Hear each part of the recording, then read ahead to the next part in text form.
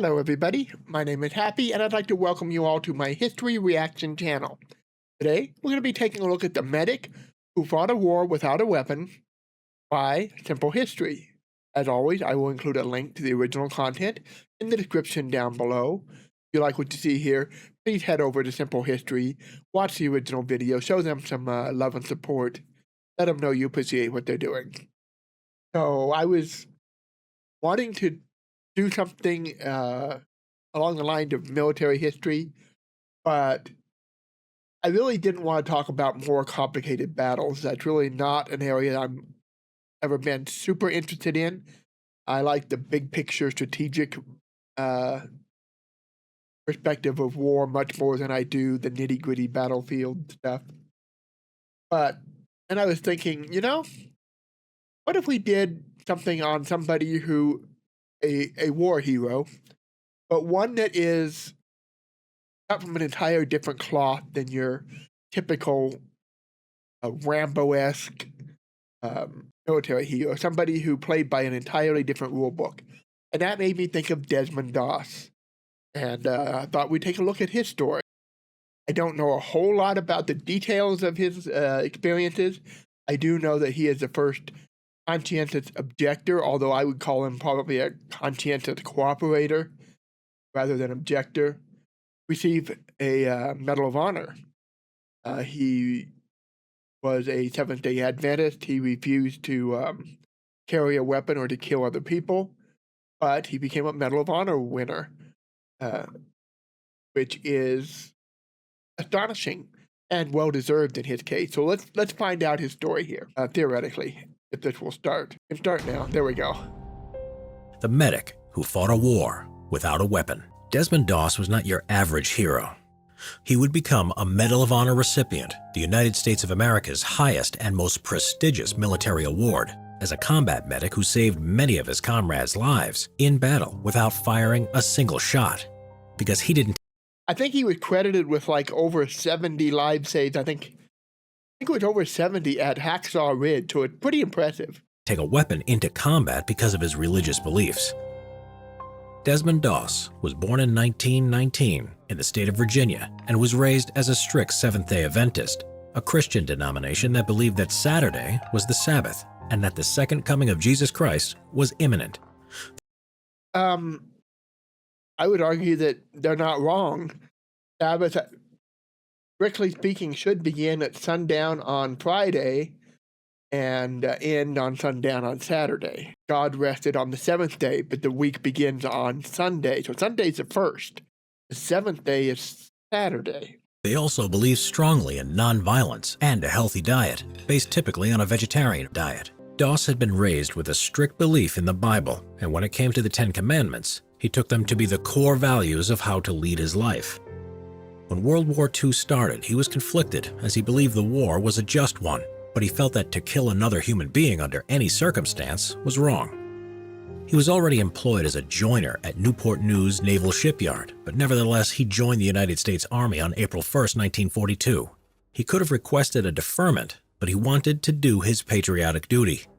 He was assigned to an infantry unit, the 77th Division, and presumed that his classification as a conscientious objector would not require him to carry a weapon.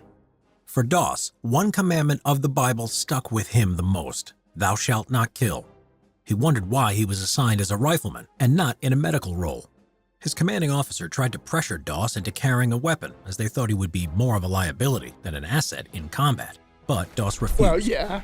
Interestingly, even for medics, which Doss would later become, it was common practice at the time to carry either an M1911A1 pistol or M1 carbine for self-defense purposes. The rules go that a medic under the Geneva Convention is not forbidden from carrying a weapon, but if a medic fires his weapon, he stops being classed as a medic, right, and therefore can be legitimately fired upon by the enemy. The regimental chaplain, Captain Stanley, would soon understand Doss's protests and helped him transfer from rifleman to medical training. To make matters worse, his fellow soldiers mocked his religious beliefs. When he was reading the Bible daily and strictly observing the Seventh-day Adventist tradition of attending church every Saturday, Doss continuously requested to be allowed to have Saturdays off rather than Sundays in order to follow his Adventist beliefs that Saturday was to be observed as the Sabbath. In the end, Captain Stanley took this up with divisional headquarters, and it was decided that Adventist soldiers would have Saturdays off, just as the other men had Sunday off. This in fact made Doss even more unpopular than ever with his fellow soldiers, as he was seen to have it easy. As he had Saturdays off, none were on base on Sundays to see him pull extra duties to make up for this. One of the squad's other soldiers summed up the company's feeling about him and his Saturdays off, complaining, "You get more passes than the general." As Doss was a strict vegetarian at a time when it was unusual, it meant that the rest of the unit viewed Doss with such distrust and hostility that one man in his unit even warned him ominously, "When we go into combat, Doss, you're not coming back alive. I'm going to shoot you myself." Doss eventually became an Army combat medic, saying, "While others are taking life, I will be saving it." The turning point for Doss and his relationship with his company came with their first 25-mile march with full field pack and rifle, something they were expected to achieve in 8 hours. The other soldiers thought Doss would be having it easy as he would be carrying no rifle or ammo that day, but his 2 canvas medical bags were almost as heavy and much more awkward to carry than any rifle. As the march progressed, the men started to suffer from exhaustion, numerous blistered feet and dehydration, some even passed out. And all the time there was Doss, always with a helping hand, even to the extent that at the end of the march, he insisted on checking everyone's feet and administering medical aid where it was needed. By the end of that day, he had won the respect of his entire unit for his tireless devotion to his duty. For the first time, he was treated as one of their own. Doss, as the qualified combat medic of the unit, was now responsible for providing first aid and frontline trauma care on the battlefield. He would be assigned to accompany his unit into the war zone and be there with them on the front line at all times. This was soon to happen, for the 77th Division had had their first combat experience on May 11, 1943, and Doss and his comrades were urgently being trained up to replace the combat losses and help expand the division's strength. The 77th Division would end up being in combat officially for no less than 208 days, suffering a total of 9,212 casualties before the war would end. Guam, The Battle of Guam. I knew he was there. Doss's first taste of combat was at the Battle of Guam, which was a bloody battle fought from July 21st to August 10, 1944, to recapture the U.S. territory of the island of Guam from a determined Japanese garrison of nearly 20,000 troops. Though according to the Geneva Convention, knowingly firing at a medic wearing a clear insignia is a war crime, the Japanese snipers and machine gunners tended to ignore this and saw combat medics as easy and valuable targets to gun down. So medics in the Pacific Theater were often told to avoid wearing medical insignia in case it would make them more, not less, of a target. Doss was under fire nearly every day during the battle and was busy doing his part in saving lives. Guam had shown Doss how cruel war could be. As his unit was pushing forward through the jungle on their first day, a young, fresh-faced recruit spotted a fountain pen laying on the jungle floor and went to pick it up. Before Japanese did a lot of booby traps. Before anyone could warn him otherwise, a white phosphorus grenade exploded. The pen had been booby-trapped. Yep. The young man who had picked up the pen, his chest now a bloody mess, had blood pouring out of an open wound. Severe burns and sharp metal fragments covered his body, and he was going into shock. By some miracle, Doss managed to stabilize his condition, administering care and helping to evacuate him and 3 other soldiers who had been wounded by flying red-hot shrapnel. This was Doss's first taste of combat casualties. The U.S. casualties during the battle was truly appalling. Of the 59,000 U.S. troops who took part in the invasion, around every 1 in 6 were either killed or wounded. The Battle of Leyte. Next, Doss and his unit was involved in the Battle of Leyte in the Philippines that ran from October 17th to December 26, 1944. A vicious and prolonged battle which started with a huge U.S. coastal bombardment and amphibious landing, followed by heavy fighting the more inland the Americans went. During a Japanese counterattack, a fellow medic, Clarence Glenn, had heard the call for a medic from a machine gunner. He left the cover and went into the open, into no man's land, to get the wounded man, and was himself hit. Glenn was Doss's friend from back home and he couldn't leave him there. So he and a litter bearer, Herb Schechter, went out to find the 2 wounded and dealt with them separately. Doss was attending the machine gunner who had a gash along his face while bullets whizzed overhead. Both of the wounded were alive. They made an improvised litter out of a poncho and tree branches to get the wounded men back to the aid station, but his friend Glenn would die before he made it. From this point on, Doss would not look at the face of the men he was treating in case it was another friend. Sadly, his friend Herb would be shot and killed when he... War is not all glory. It's not all excitement. War is hell. There is no other word for it. This is a story you'll see over and over again. Diaries and journals in wars throughout history. It's all glory and honor until you start seeing your friends die. And Doss were carrying a litter as their silhouette exposed them against the sky to the enemy. On top of losing his friends, Doss was constantly hungry because the meat in the K rations conflicted with his vegetarianism, so he could only eat the tasteless crackers and coconuts he found. Oh, hard tack. On Lady, the coconuts on the ground gave him diarrhea, so he climbed the trees for fresh ones. At one point, Doss was looking for coconuts. It attracted poorly aimed Japanese machine gun fire. When they were killed by American soldiers, it was later discovered that they had been drunk on sake. One thing that shocked Doss during the most devastating times of the campaign was that the same man who had made threats towards him during training at Fort Jackson now came to him for guidance and to pray for him. Funny how that happened, right? The Battle of Okinawa. And lastly, for Doss and the 77th Infantry Division was a battle that was to be the bloodiest battle of the war in the Pacific, as well as its largest amphibious landing. The U.S. objective was to secure the island as a base, as it was just 350 miles south of the Japanese mainland and would be strategically crucial for any future invasion of Japan. The battle started on April 1st, 1945, exactly 3 years to the day that Doss first enlisted in the Army, and the battle was to last 81 days. Doss was assigned to the 1st Battalion as their combat medic. On April 29, 1945, the 77th Division was given the task of assaulting on a 400-foot-high cliff called the Maida Escarpment. This was nicknamed by the Americans as Hacksaw Ridge. Yep. Before they climbed the cargo net, Doss said a prayer for his comrades. When Doss's unit joined the assault, and as they neared the top of the escarpment, they came under intense Japanese artillery, small arms, and machine gun fire, inflicting severe casualties on the assaulting American troops. The American forces had sent in wave after wave of troops to try to dislodge a fanatical enemy base there, who were well entrenched and camouflaged.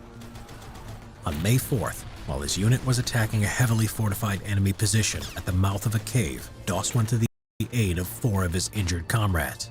The lieutenant who led the attack on the emplacement had intended to throw a grenade when an enemy bullet hit him and delayed it, blowing his hand off and wounding his comrades.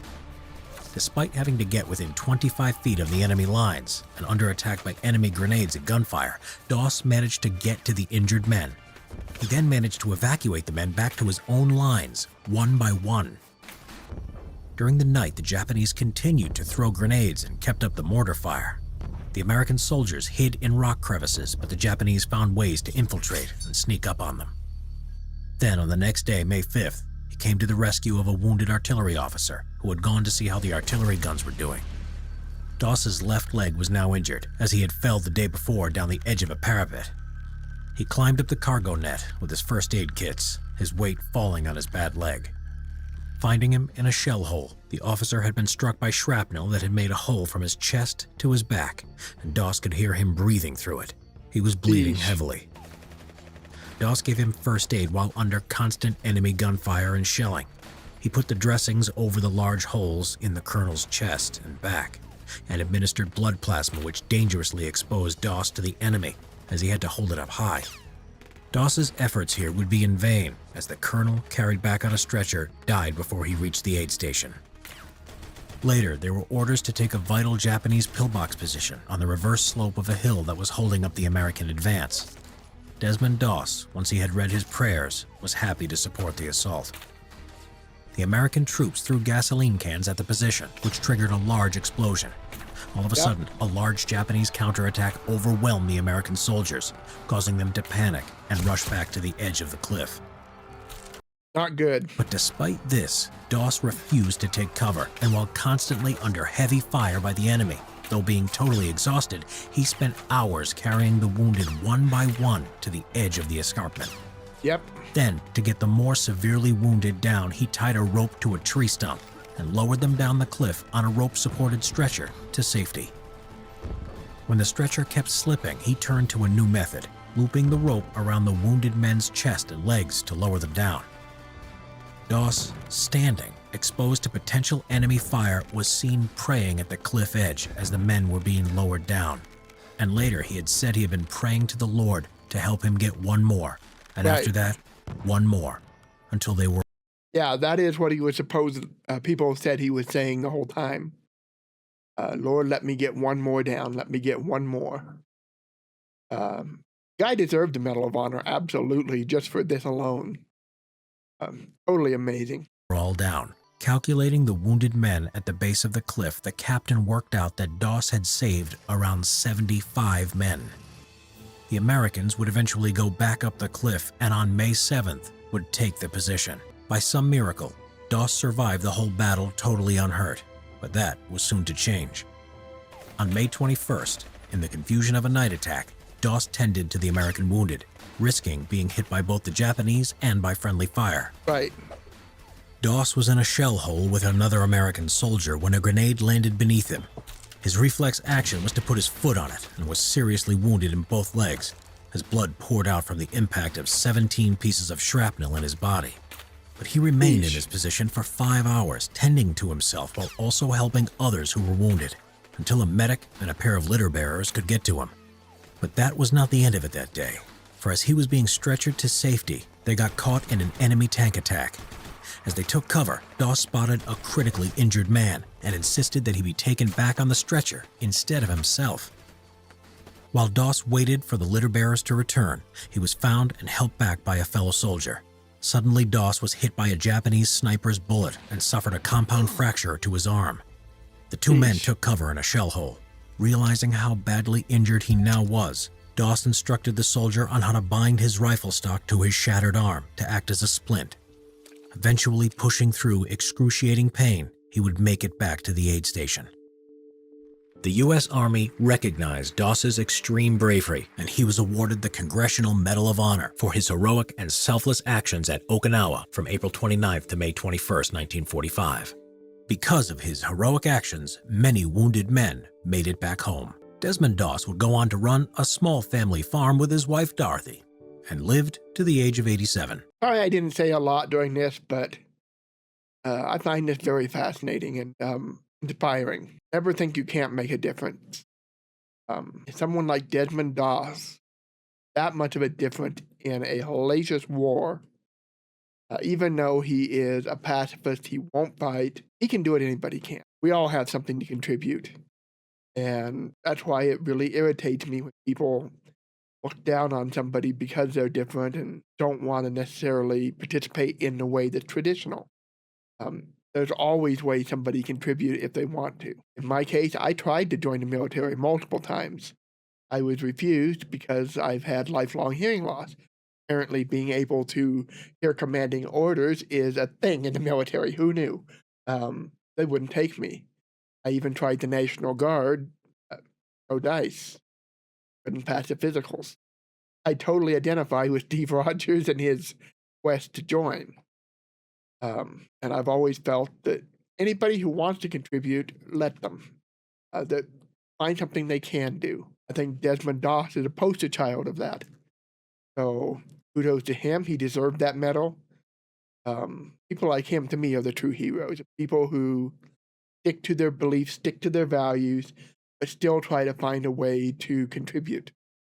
So I hope you guys enjoyed this. If you didn't know about Desmond Doss, now you do. Truly is an American hero. He really is. Because he knows what you can do if you really, really want to find a way to do it. So with that said, I'll see you all next time. Until then, bye-bye.